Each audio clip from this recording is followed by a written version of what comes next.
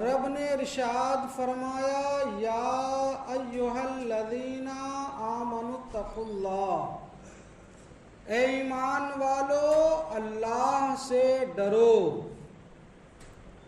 وَلْتَنْظُرْ نَفْسٌ مَا قَدَّمَتْ لِغَدٍ، اور ہر جان کو دیکھنا چاہیے کہ اس نے آنے والے کل کے لیے کیا بھیجا۔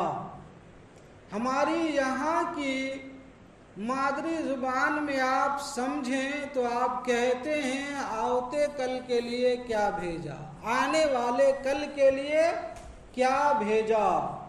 پھر اس کے آگے رب نے دوبارہ فرمایا کہ اللہ سے ڈرو۔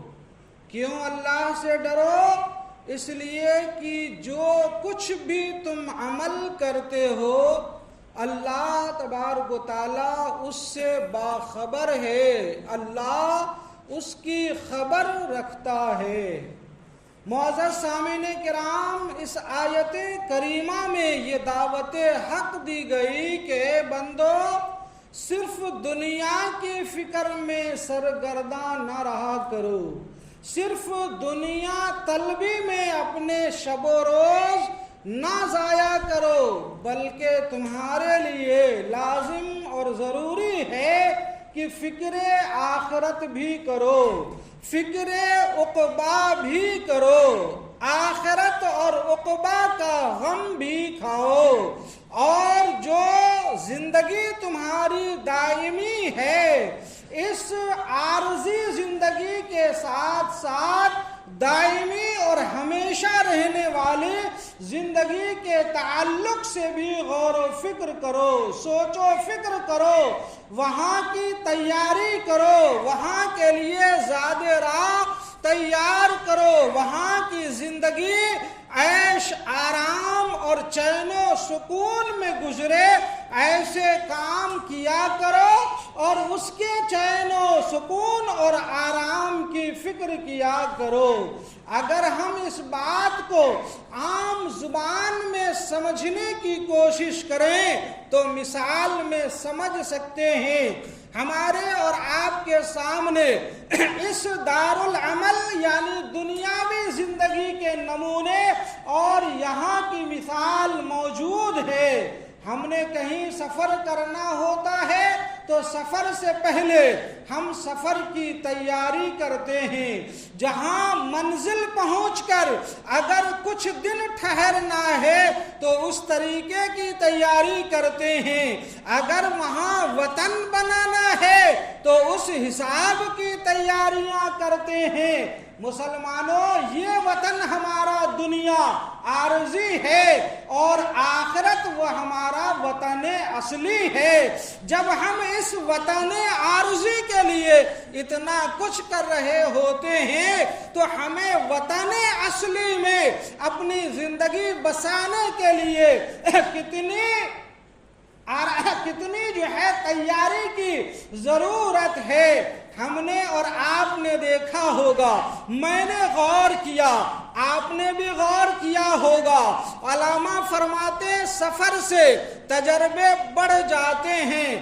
میں آپ کو عرض کروں اور توجہ دلانا چاہتا ہوں، الحمدللہ ہمارے بھائی برادر بزرگ اور نوجوان بچوں سے لے کر جو ہے بڑے بوڑھے بزرگ تک باہر کنٹری اور الگ دوسرے ممالک کے سفر کرتے رہتے ہیں۔ اچھا، آپ میں سے جنہوں نے عمرے کیے ہوں، حج کیے ہوں یا دوسرے ملک کا سفر کیے ہوں تو ذرا آپ اپنے اس سفر کو اپنے نگاہوں کے سامنے لائیے۔ جب ہم ایئرپورٹ پہنچتے ہیں تو ہمارے ہاتھ میں پاسپورٹ ہوتا ہے، ہمارے ہاتھ میں ویزا ہوتا ہے، ہمارے ہاتھ میں اور دیگر ضروری کاغذات ہوتے ہیں۔ وہ جیب میں نہیں ہوتا، وہ بیگ میں نہیں ہوتا، وہ اس طریقے سے ہاتھوں میں تھامے ہوئے ہوتے ہیں۔ اللہ اکبر، صرف ہاتھ میں تھامے ہوتے ہیں۔ میں نے غور کیا، میری طرف طرف دیکھیے، وہ ہو جائے گا انشاءاللہ۔ جو ہے ہاتھ میں تھامے ہوتے ہیں، دیکھیے ہاتھ میں پاسپورٹ کاپی ہے، ویزا کاپی ہے، دیگر ضروری کاغذ ہے، ایک ہاتھ سے آپ نے سامان تھاما ہوا ہے، لائن پہ جانچ کروانے کے لیے کھڑے ہیں، بار بار دیکھتے ہیں کاغذ ہے کہ نہیں، منزل آنے سے پہلے، آفیسر کے سامنے جانے سے پہلے آپ کے ہاتھ میں کاغذ ہے، لیکن پھر بھی آپ بار بار دیکھتے ہیں، وہاں سے نکلے دوسری منزل جانا ہے، پھر بھی آپ کاغذ بار بار دیکھتے ہیں، غور کرتے ہیں۔ کیوں؟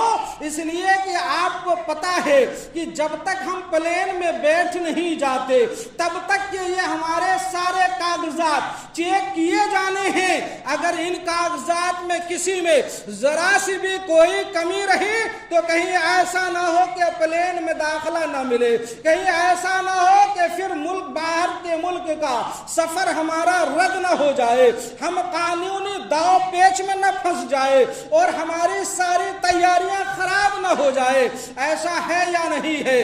اگر ایسا ہے اور ایسا یقیناً ہے اور آپ نے سمجھ لیا اور یقیناً سمجھ لیا، تو اب اس مثال کے بعد یہ بات بھی میں سمجھانا چاہتا ہوں کہ یہ دنیا ہمارے لیے عارضی وطن اور زندگی ہے، ہم نے یہاں سے انتقال کر کے اصلی وطن کی طرف جانا ہے، اصلی وطن کی طرف جانا ہے۔ تو اس سفر کے لیے بھی کچھ ہمارے لیے ضروری چیزیں ہیں، وہ ضروری چیز پاسپورٹ ہمارے لیے یہ ہے کہ ہمارا ایمان صحیح ہے کہ نہیں، ہمارے ویزے اور کاغذات کی شکل میں یہ ہے کہ ہمارا عمل درست ہے کہ نہیں۔ اگر ایمان درست ہے، اگر عمل درست ہے تو پھر فبیہا، اگر ایمان صحیح نہیں ہے تو مشکلات میں پھنس جائیں گے، اعمال درست نہیں ہے تو مشکلات درپیش آنے والے ہیں۔ اب آپ اندازہ کیجئے جن کے پاس ایمان ہے، حضور نے فرمایا من قال لا الہ الا اللہ محمد الرسول اللہ فدخل الجنہ، جس نے لا الہ الا اللہ محمد الرسول اللہ کہا یعنی ضروریات دین کا پابند ہو گیا اور مومن و مسلم ہو گیا، ایمان کی حالت میں مرا، دنیا سے گیا، تو وہ شخص جنتی ہے، جنت میں جائے گا۔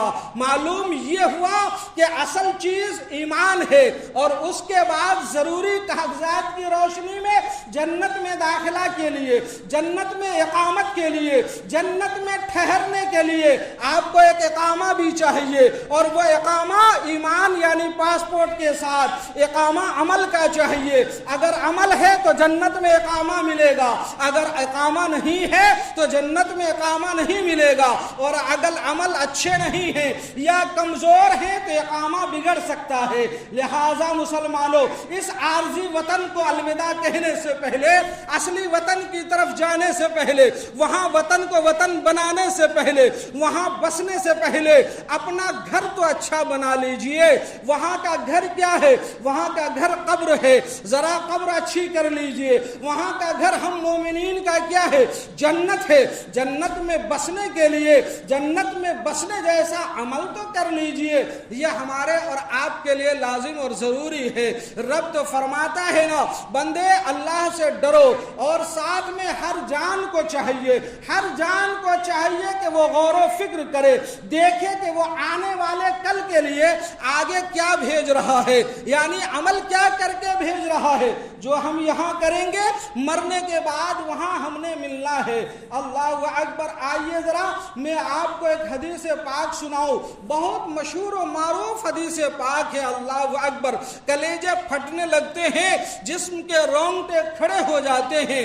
ہماری جماعت میں اگر کوئی معزز شخص ہے تو اسے قاری قرآن کو سمجھا جاتا ہے، جو معزز شخصیت ہے اسے مجاہد دورہ یعنی جو جہاد کرنے والا مجاہد ہے اسے سمجھا جاتا ہے، اور وہ یقیناً اللہ کی بارگاہ کا مقرب بندہ ہے، اللہ کی بارگاہ کا قریبی بندہ اس دولت مند اور مالدار کو سمجھا جاتا ہے جو اپنی دولتوں کے ذریعے راہ الہی میں خرچ کرتا ہے، دین کی مدد کرتا ہے، غربا محتاجوں کی، مساکین فقراء کی جو ہے وہ کیا کرتے ہیں؟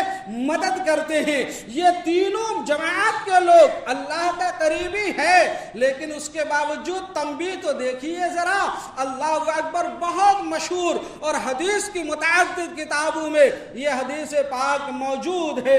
میں آپ کو سناؤں، حضرت الصبحی رضی اللہ تعالی عنہ، جن کا نام شفاء الصبحی رضی اللہ تعالی عنہ ہے، آپ فرماتے ہیں کہ میں مدینہ منورہ آیا۔ جب مدینہ منورہ آیا تو ایک بزرگ کے گرد جو ہے لوگوں کی بھیڑ جمع دیکھا کہ لوگ اکٹھا جمع ہیں۔ میں نے لوگوں سے پوچھا کہ وہ بزرگ کون ہیں؟ تو لوگوں نے کہا وہ حضور کے صحابی حضرت ابو ہریرہ رضی اللہ تعالی عنہ ہیں۔ سبحان اللہ۔ تو میں حضرت ابو ہریرہ کے قریب گیا۔ جب لوگ ادھر ادھر چھٹ گئے، لوگ ادھر ادھر ہو گئے، تو میں نے تنہائی دیکھ کر حضرت ابو ہریرہ سے دریافت کیا، اے اللہ کے نبی صلی اللہ تعالی علیہ وسلم کے صحابی، مجھ سے حضور کی کوئی حدیث بیان کیجئے، مجھے حضور کی کوئی حدیث سنائیے۔ حضرت ابو ہریرہ نے فرمایا سنو حضور کی حدیث سناتا ہوں۔ انہوں نے کہا سنو حضور کی حدیث، اور جو ہے بے ہوش ہو گئے۔ اللہ اکبر۔ لوگوں کو بڑا تعجب ہوا، جب ان کا وہ ہوش میں آئے، افاقہ ہوا، تو روتے ہوئے انہوں نے فرمایا سنو حضور کی حدیث عرض کرتا ہوں۔ پھر حضور کی حدیث بیان کرنا چاہا، پھر بے ہوش ہو گئے، پھر افاقہ ہوا۔ اس طرح 3 مرتبہ حدیث بیان کرنے سے پہلے بے ہوش ہو گئے۔ تیسری دفعہ جب افاقہ ہوا تو آنکھوں کے آنسو پوچھے۔ حضرت شفاء نے انہیں سہارا دیا، کہا حضور کی حدیث بیان فرمائے۔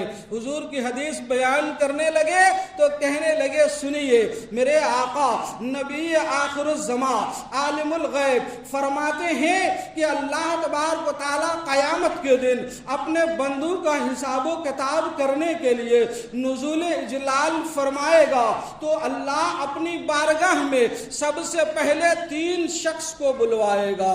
سب سے پہلے حساب و کتاب کے لیے 3 شخص کو بلوائے گا۔ ان میں سے ایک قاری قرآن ہوگا، ان میں سے ایک جو ہے مجاہد ہوگا، یعنی فی سبیل اللہ جہاد کرنے والا، اور ان میں سے ایک بڑا سخی مالدار ہوگا۔ ان تینوں کو اللہ اپنی بارگاہ میں بلا کر قاری قرآن سے کہے گا، اے میرے بندے، کیا میں نے تجھے اپنے قرآن کی تعلیم نہیں دی؟ اور تم نے میرے لیے بتاؤ کیا کیا؟ تو وہ قاری قرآن عرض کریں گے پروردگارا، تو نے اپنے قرآن کا علم مجھے عطا فرمایا، تو میں نے راتوں کو قرآن کی تلاوت کیا، میں نے دن میں قرآن کی تلاوت کیا۔ تو رب فرمائے گا تو جھوٹ بول رہا ہے، تو نے تو یہ اس لیے کیا تاکہ لوگ تمہیں قاری قرآن کہیں، قاری کا خطاب دے، وہ تو مل گیا دنیا میں۔ اس کے بعد ایک مجاہد کو بلوایا جائے گا، رب فرمائے گا میں نے تمہیں زندگی دی، جوانی دی، طاقت دی، قوت دیا، بتا تو میرے بندے تو نے دنیا میں میرے لیے کیا کیا؟ وہ عرض کرے گا پروردگار عالم، میں تیری رضا کے لیے، میں تیری خاطر تیرے دین کے لیے میدان جہاد میں گیا، دشمنوں سے لڑا، اور دیکھیے گردن کٹوا لی اور شہید ہو گیا۔ رب فرمائے گا تو بھی جھوٹ بول رہا ہے، تو نے یہ سارا اس لیے کیا کہ تجھے بہادر اور جری کہا جائے، وہ تو تمہیں دنیا میں کہہ دیا گیا۔ اللہ اکبر۔ وہ سخی مالدار کو بلوایا جائے گا، رب پوچھے گا میں نے تمہیں اپنی بے پناہ دولتوں سے نوازا تھا، بے پناہ سرمایہ دیا تھا، بتاؤ تو صحیح میری دی ہوئی دولتوں کا تم نے کیا کیا؟ وہ عرض کرے گا پروردگار عالم، تیری دی ہوئی دولت تیری راہ میں خرچ کیا، فیاضی سے کام لیا، سخاوت سے کام لیا، علماء تیار کروائے، مدارس بنوائے، مساجد بنوائے، فقراء محتاج اور مساکین کو جو ہے اس کی مدد کی۔ پروردگار عالم आलम मैंने ये सारा कुछ किया। रब फरमाएगा तू झूठ बोल रहा है, तूने ये सारा इसलिए दुनिया में किया था ताकि लोग तुम्हें जो है बहुत बड़ा सखी कहे, और वो लोगों ने कह दिया।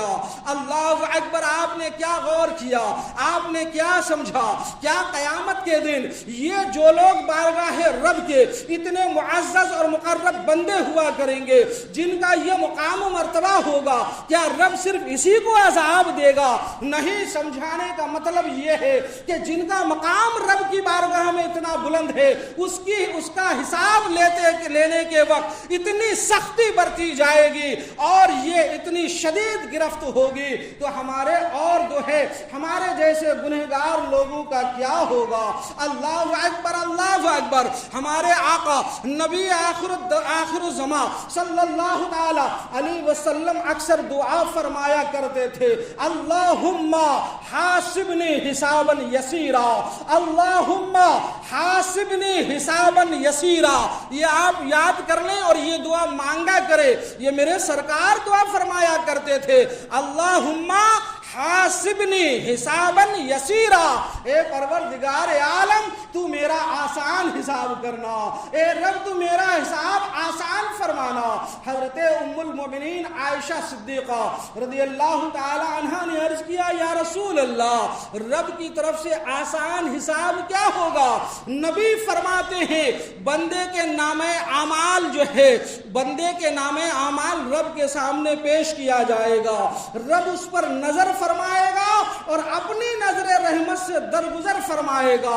यह हिसाबे यसीर है, लेकिन खुदा की कसम, जिसके हिसाबो किताब का रब ने हिसाब ले लिया, वो बंदा फंस जाएगा, वो बंदा बच नहीं सकेगा, वो बंदा अजाब से अपने आप को छोड़ा नहीं पाएगा। अल्लाह अकबर। मुसलमानों, ये हाल है तो हमने फिक्र आखिरत करनी है, फिक्र आखिरत करनी है, फिक्र उकबा करनी है। बेफिक्री में हमने जिंदगी नहीं गुजारना। देखिए, मौसम बहुत गर्म है, गर्मी का मौसम, बहुत शदीद तेज की गर्मी हुई, हमने इंतजाम किया कि नहीं, हमने तैयारियां की कि नहीं?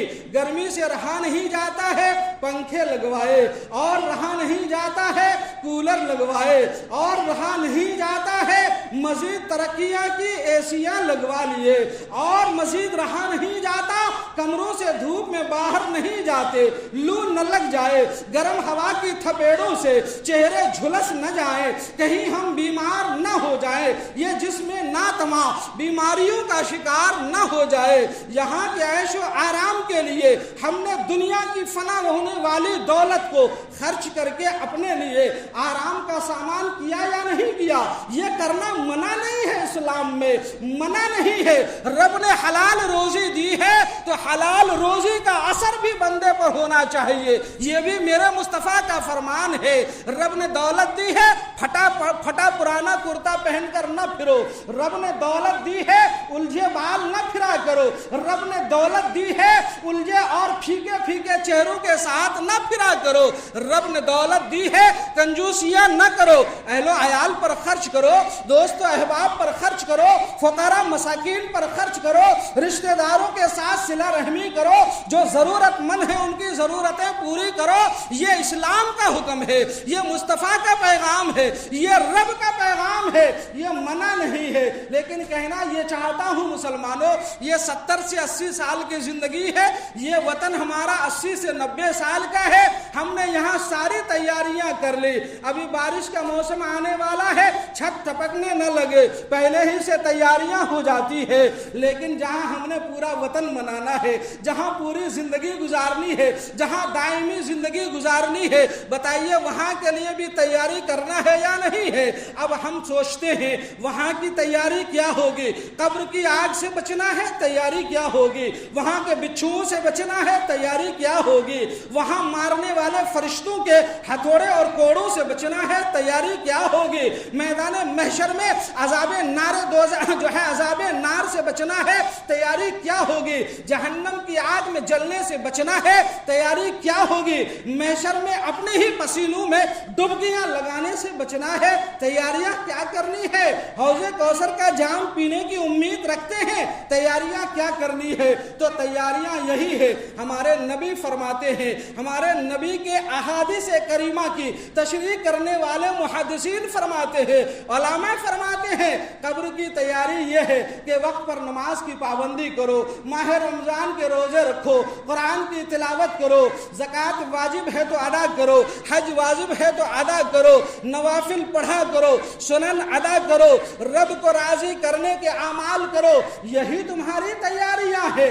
آپ نے سنا نہیں، جب بندہ نماز کا پابند ہوگا، جب بندہ تلاوت قرآن کا پابند ہوگا، جب بندہ روزے دار ہوگا، بندہ جو ہے حج اور زکوٰۃ دینے والا ہوگا، بندہ حج کرنے والا ہوگا، اللہ اور اس کے رسول کی رضامندی کے لیے جو ہے عبادات کرنے والا ہوگا، اور جب قبر میں لٹا دیا جائے گا، اللہ اکبر فرماتے ہیں، جب عذاب قبر دینے کے لیے قبر پر مقرر فرشتہ عذاب دینے کے لیے اس مردے کی طرف بڑھے گا تو کدھر سے نماز کھڑی ہو جائے گی، عرض کرے گی تو ہماری طرف سے نہ آ کہ یہ بندے تو اپنے رب کی رضا کے لیے پانچوں وقت کی پابندی سے نمازیں پڑھا کرتا تھا، سبحان اللہ، نمازیں پڑھا کرتا تھا، دوسری طرف سے جو ہے دوسری طرف سے عذاب دینے کے لیے عذاب کے فرشتے آئیں گے تو تلاوت قرآن کی شکل میں قرآن کی صورتیں اور آیتیں کھڑی ہو جائے گی اور بارگاہ رب لم یزل میں آپ کے لیے دعا کرے گی، گزارش کرے گی،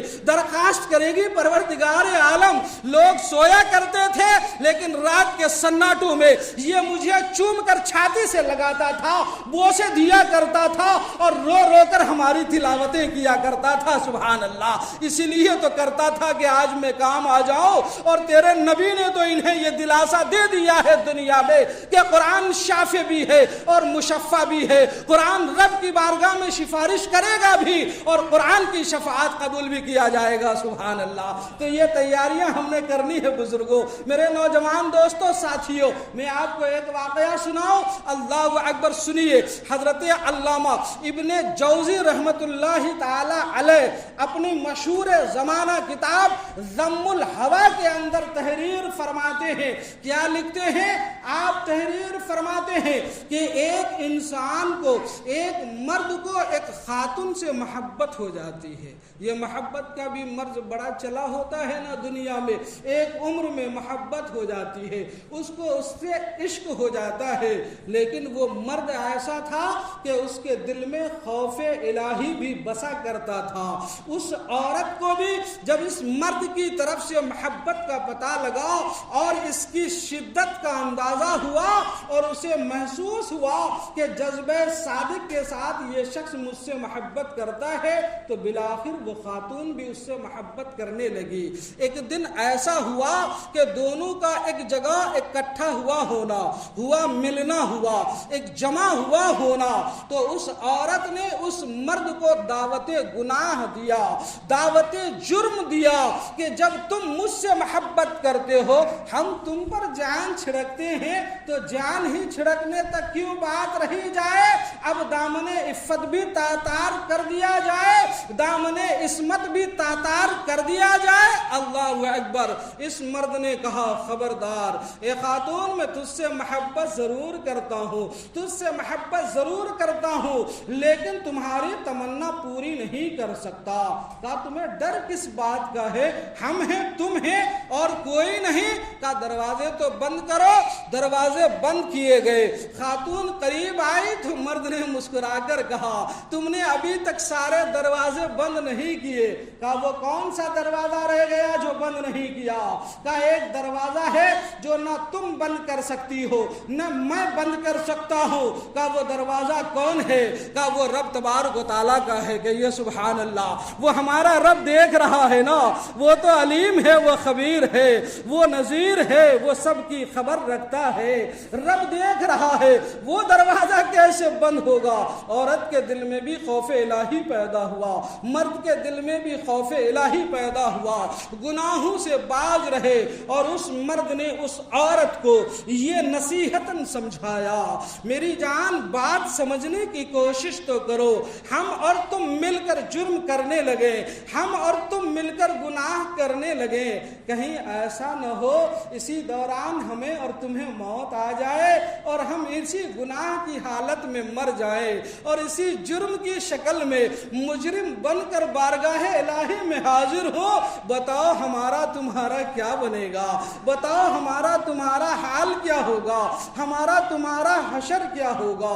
اللہ اکبر! پھر اس خوف الہی نے انہیں گناہ سے بچا لیا اور اس کے قدم گناہوں کے دلدل میں دھسنے سے بچ گئے اور رک گئے۔ میرے نوجوان دوستوں، ساتھیوں، بزرگوں، کوئی اپنے اوپر نہ لے، اعلان عام، صدائے عام، محبت کا پیغام عام ہے۔ میں آپ کو دعوت فکر دینا چاہتا ہوں۔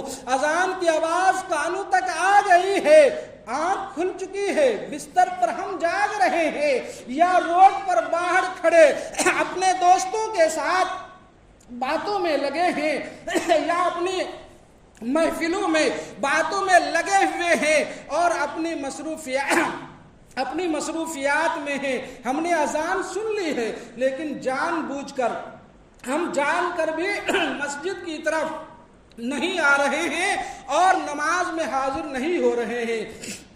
ہم راستے میں چل رہے ہیں، ہمارے کان میں ایئر فون لگے ہوتے ہیں، ہم گناہوں کے بول سن رہے ہیں، گانے سن رہے ہیں۔